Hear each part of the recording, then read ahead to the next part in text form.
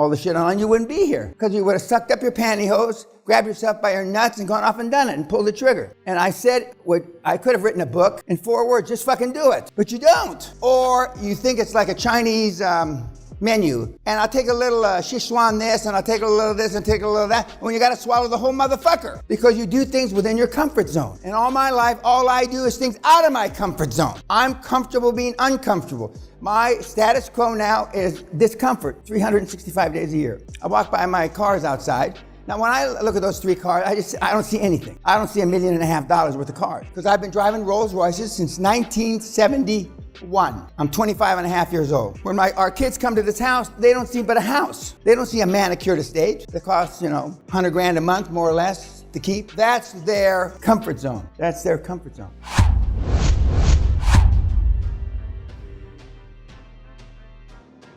It's like yesterday, I was busting this poor chick's balls because I thought it was the Mexican dipshit. And when I was asking her to say something in Spanish, y'all look alike to me. And I mean that from the bottom of my heart. You're just a fucking number to me. The only difference is the burqa broad. I mean, you're just a fucking number. Familiarity breeds contempt. Does everybody understand what that means? The reason why you're all fucked is because you'd rather be liked than effective. You're pleasers, you're bootlickers, you're brown nose, whatever I know, of course you're not, but you're still fucking poor, aren't you? Well, then you're doing something else wrong. You're ass kisses. But whether you're Muslim, I assume you're Muslim, whether you're Muslim, Jewish, agnostic, I don't give a fuck. I treat everybody the same. And our lovely daughter who came to the seminar many years ago said, Daddy treats everybody the same, like shit. And I've been doing that for as long as I can remember, at least 70 years. And how's my program worked out? And how's yours? My dad used to get chastised by his brother and sister. He was one of 7, the youngest. My dad started working when he was 6, 7 years old. As a bootlegger's runner during the Depression, he would run bootleg whiskey in his shoe shine box, the guys, and then get paid. And he was really hard on me. He beat the shit out of me. I deserved 1,000 times more beatings than I ever got because I wasn't caught. But his older brother and sister used to say, Manny, aren't you being hard on Danny? And then he turned and both the brother and sister that were pointing out that he could be kinder to me, so to speak. He says, well, how's your fucking program working out? Son in prison, and he went on and on and on. And I would ask you, how's your program worked out? I know how it's worked out. If the material that you gave me is anywhere accurate about yourselves, anywhere accurate, your program hasn't fucking worked out. There's a couple of you that got $2-3 million, or maybe one guy's got $5 or $6 million. But that's name money, as they say. That's no fucking money. Hard works. And for those of you that say that you read all my shit online, you're lying. You haven't. Because if you read all the shit online, you wouldn't be here. I'll phrase that again, read and absorbed all the shit online, you wouldn't be here. Because you would have sucked up your pantyhose, grabbed yourself by your nuts and gone off and done it and pulled the trigger. And I said, I could have written a book in 4 words, just fucking do it. But you don't. Or you think it's like a Chinese menu. And I'll take a little Sichuan this, and I'll take a little of this, and take a little of that. And when you gotta swallow the whole motherfucker. Because you do things within your comfort zone. And all my life, all I do is things out of my comfort zone. I'm comfortable being uncomfortable. My status quo now is discomfort, 365 days a year. I walk by my cars outside. Now, when I look at those 3 cars, I don't see anything. I don't see $1.5 million worth of cars. Because I've been driving Rolls Royces since 1971. I'm 25 and a half years old. When our kids come to this house, they don't see but a house. They don't see a manicured estate that costs, $100,000 a month, more or less, to keep. That's their comfort zone. That's their comfort zone. Now, Brian Rose, I've said before, he came to the hardcore a year and a half ago. And I've told people, we've had people shit their pants in this, and or panties. We've had women as well. We've had people piss their pants, and or panties. We've had people throw up. We've had people pass out. And we don't put it on YouTube, but Brian Rose is sitting there at the end of a row, kind of like where you are, the bald-headed guy there. And this is before Corona, everybody squeezed together. And the guy there, with his hand on his chin, went into a seizure convulsion and fell over on him, spitting up all over his new suit. I laughed until I almost shit myself. We had 2 doctors we had 3 doctors in the audience, or not in the attendees. Not one of them went over to help the guy. Not one. And then finally a practicing nurse, went over and pulled his tongue out of his mouth. That's the real world. One of the doctors has a wife for a doctor. And when they're on a plane and somebody gets, a problem and they say, are there any doctors on the plane? He holds her hand and they keep their hands down. Why? because they fix you and then you die, your family sues them. That's the world we're living in. And as I said last night, the only good fucking thing that's ever happened to QLA is a motherfucking Corona. I was so fucking happy, I didn't know whether to shit or go blind. And all the things I've said are gonna get worse, which is better for us. This is our fucking time. Yet some of you in this room won't take advantage of it. All those letters and awards I've got and $5 won't buy me a coffee latte at Starbucks. Some of you got a lot of letters after your name. And how's your program worked out? Full-time professors at Harvard make $235,000 a year. Full-time professors at Oxford and Cambridge make less. Of course, they write books and shit like that. But it's a very rare professor that makes $1 million a year. He's got to be on Oprah and CNBC and Good Morning fucking Britain and to make any money. Yet they're learned people, aren't they? Most people don't have the balls to say they have no balls, even if they know it categorically. Most cover their inadequacies up with jargon that is popular at the time, or mere platitudes. But based on my high performance in 7 decades, having no balls is mostly masked by procrastination. Remember what I said, those who take, you're not gonna get these cocksuckers, remember. Those who take the most notes have a higher probability of making it. Those that take no notes almost assuredly will fail. Remember, you don't, contrary to your previous life, wanting to know why, all you should be concerned about is how. And I know it's not popular to chase getting laid anymore and all that shit, but I didn't care why they fucked me. I mean, are you kidding me? Just fuck me, sweetheart. Once in a while I said, the how, well now can you turn it a little this way? Can you? But other than that, I didn't give a shit why. Is everything working? Hey, will you turn the air conditioner on? This room is one of the 3 buildings, big buildings in all of Scotland that is coroned with ventilation and the air conditioning system by accident. Now we're supposed to keep the doors open, but you're such weenies. I mean, you go like this. You're gonna go like this in a couple hours just because the air conditioner is gonna go on. Now what are the odds of us having the only coroned building that we can seat 450 here? Is it called theater style? Anyway, you know what I mean? By accident. See, I'd rather be lucky than smart. You'd rather be smart than lucky. And again, how's your program working out? Now, I'm gonna say this again. I've been saying this for 28 years when we only had 6 billion people. This is for the 0.0001 on the planet. That's it. That doesn't mean all these people are gonna be billionaires. Only about 750,000 are capable because they got the sacks, the balls, the grit, the fortitude to do these things, to make the human sacrifices required. That's it. That's it. And Corona has, not that I needed any validation, has validated my numbers. And when we start going through the cases, not case studies, but the cases, and you look at these people, and I said last night, that fucking weenie, or that fucking fat bitch, well, God, I ought to be able to do it. But not many of you do. Not many of you do. Now, as far as I know, I'm the only guy that's coaching, teaching, mentoring, that's created millions, tens of millions, hundreds of millions, billions, tens of billions, and hundreds of billions of dollars, as far as I know. And one of you cocksucker weenie dick licks, if there was a guy, you'd tell me within a micro fucking second. You'd be on Reddit, you'd be on this, you'd be on that, wouldn't you? You cunts. So as soon as somebody does something like this, I will hear about it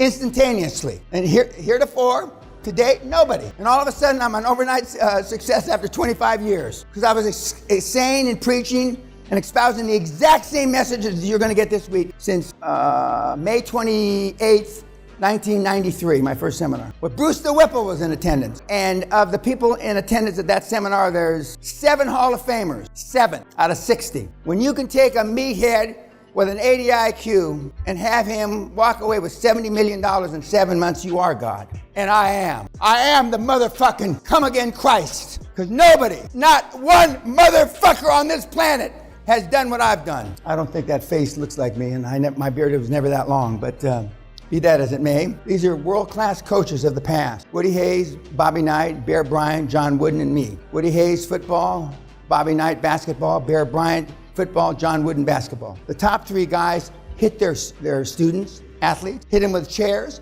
hit them with baseball bats, punched them in the face. Woody Hayes, Ohio State was playing, I believe it was either Vanderbilt or Clemson, which had a lesser football program than Ohio State. And back got around his corner and was running for a touchdown. Woody Hayes threw down his clipboard, took off his headset, and tackled the motherfucker himself rather than let the little fucking weenie score. He lost his job over that. He knew he was going to lose his job, but he would rather die than let a Clemson or Vanderbilt cocksucker score on him. That's what it takes. John Wooden, the Wizard of Westwood, who I knew personally, was just the opposite. He never hit him. And he won, I believe, 10 out of 12 NC2A national basketball championships. But there's only one John Wooden, and you the fuck aren't him. In the 90s, I hit you. I had people, Dan, I want to remember you. I broke their jaw. You'll remember you fucking cocksucker with your wired up mouth. But in the last 15 or 20 years, men have gone to shit. The average handshake of a man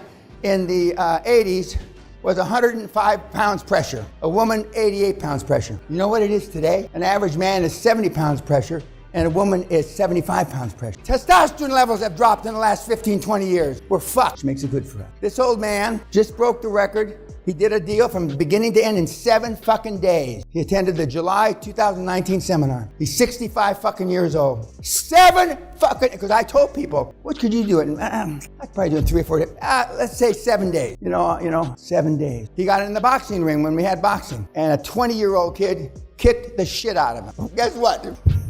Get knocked down, get up again. Boom, boom, boom. Get knocked down, get up again. Got knocked down, got up again. Got knocked down, get up again. You stay down. He broke the original record, 1 deal in 73 days. He's now done 32 deals in 24 months, and one of them, most recently, in 7 days. Now this is what's possible. This is what, during the Corona, he hopes Corona lasts the rest of his fucking life. He hasn't had so much fun since the hogs ate his baby brother. Because it is fun doing deals. It is. Now, I'm announcing today, I'm putting my ass on the line. I'm telling you, there is a black swan event coming. A black swan event coming. I don't know if we're going to war with Putin. I don't know if another corona is going to come out that is not curable. I don't know whether the Federal Reserve is going to finally implode. I don't know what it is, but it's coming. Because every massive bull market needs to find an excuse to correct. And even though we had a recession that only lasted 70 days or 80 days or whatever it was, last year, the market is way over valued. Excuse me. And the big smart money, if you follow it, which you don't, 95% of them have all taken money off the table. In other words, taking a lot of profit, and they're working with the money that they earned. Back in 2017, December 2017, when Bitfuck got up to $17,000. I said, this is the top of the market for right now. Sell half, keep half, is what I told everybody. Nobody listened. Not one motherfucker listened to me. But in the 7 recessions that I've been through, which coincidentally in the 7 decades that I've been successful, there has been a correction. There's going to be one. And I don't know what it is. I thought for a moment when supposedly the Ruskies supposedly shot at the British ship, supposedly in the last 2-3 days, I thought that was it. And I said, oh my God, we got to get the slide out now. I'm gonna miss the war. But it didn't happen, so I dodged that one. But something like that's gonna happen. And everybody in this room almost is gonna get wiped out, except me. And the black swan, these are the stock indices, and this is Warren Buffett's indice, which I don't necessarily follow. And the last time that it was this high was the crash of 2000, the financial crisis. Now, my background is I used to be a Dow theorist. I used to be a gold bug. I was one of the first individuals on the Chicago Board of Option Exchange. I used to trade commodities. There's not one facet of the financial services that I have not been a part of. In some ways, I was one of the founders, although I wasn't on the board of Certified Financial Planners. I've got a lot of experience. And when I tell you the fucking end's coming, the tsunami's coming, I know what I'm talking about. And you're not prepared. Not just you, nobody's prepared. Margin debt at an all-time high. You borrow to buy stock. Most people don't realize that don't own Bitfuck. You can leverage it 95%. And that's why the swings are so great in the price of Bitcoin. Because when you borrow 95 cents on the dollar and it drops $10, you got to come up with equity. You've got to come up with more money, more rubles, more shekels, more pounds, more euros. Total margin debt. Dot-com bubble of 2000, Great Recession, now. It's got to correct. There are kids that are teaching seminars now and they're collecting money from you that say that the new is we're never going to have recessions anymore. We're never going to have bear markets anymore. And we're going to borrow until we all drop dead. Not true. Not true. This is very much like the bubble in synthetic asset-backed CDOs before the great financial crisis. And that price and setting in that market was not done by fundamental security level analysis, but by massive capital flows based on Nobel approved models, and the risk wasn't accounted for. Most people that lose money have done it because of a poor risk assessment. They don't understand.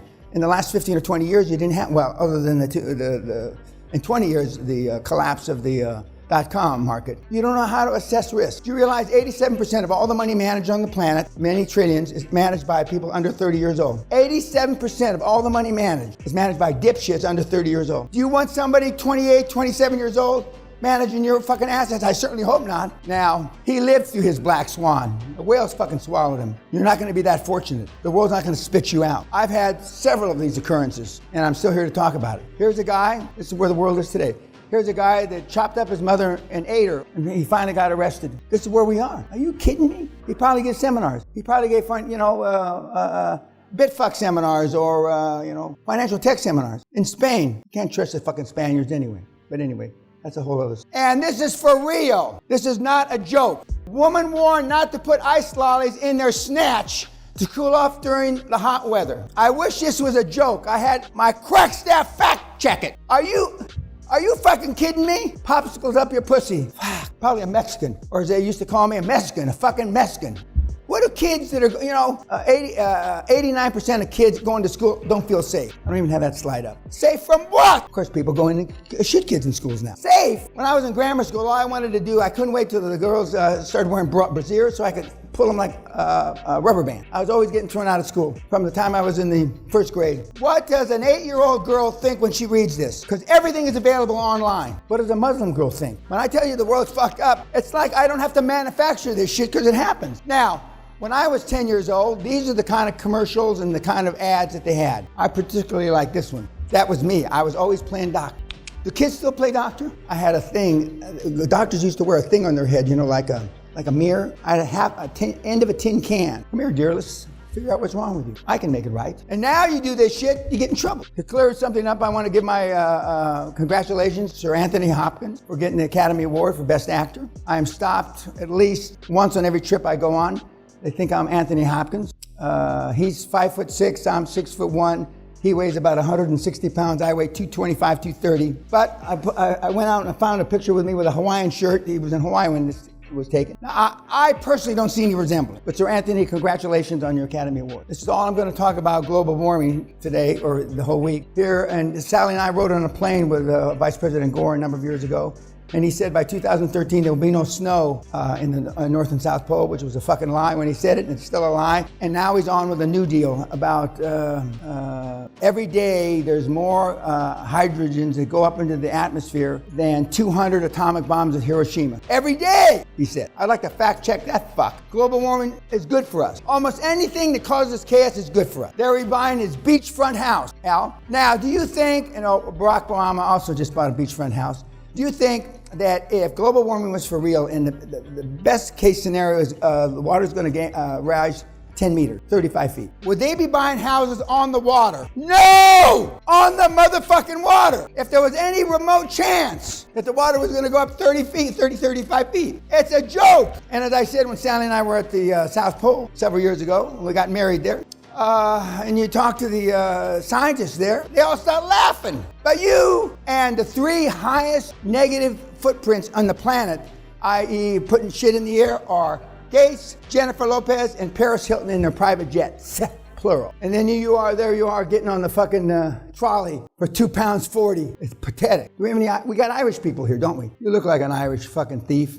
It's a fucking pathetic. Say 33. Oh, he doesn't say it as good as you. 33. I never had more fun than buying pubs in Dublin, though. Never drank more and had so much fun. It's crazy right now in the world. Everything is nuts around us. And this, you might have missed it, this is one of Elon's car that just went over 2 days ago. Non-driver car. I don't know how many, it's not funny when people die. But although we bought one, we were on the line. Maybe I didn't tell you. Sally and I I think I told you. We signed up to get one of the trucks here when it gets to the UK. So I can just have it out here. I'm gonna throw rocks at the windows just like he did in that commercial. I'm gonna hit it with a sledgehammer, see how it holds up. Now, when I was thinking about changing the seminar, which it is changed, and the 4 basic, there's many things that I am different about than you, but the 4 basics. I never asked why in my whole life, I don't think. Never asked why. I wasn't interested in the why. I was only interested in the how. Second thing is, I never wanted to be like, never, since I'm 4, 5, 6 years old. I only wanted to be able to get shit done, meaning I wanted to be effective. And my father, God rest his soul, told me, sticks and stones can break your bones, Danny, but words can never hurt you. Because I had a lot of shit said up to me growing up. And now it's just the opposite. We have people committing suicide because they're not liked on Facebook. Sticks and stones can break your bones, but words will never hurt you. And I've ridden that horse to death. And I never believed in fear because I always knew it was false expectations appearing real. And when you go back and we look at the icons, and I know you saw movies, we haven't discussed them yet. The icons, they were not dissimilar to this. Okay, Pat, goodbye YouTube. Go fuck yourself.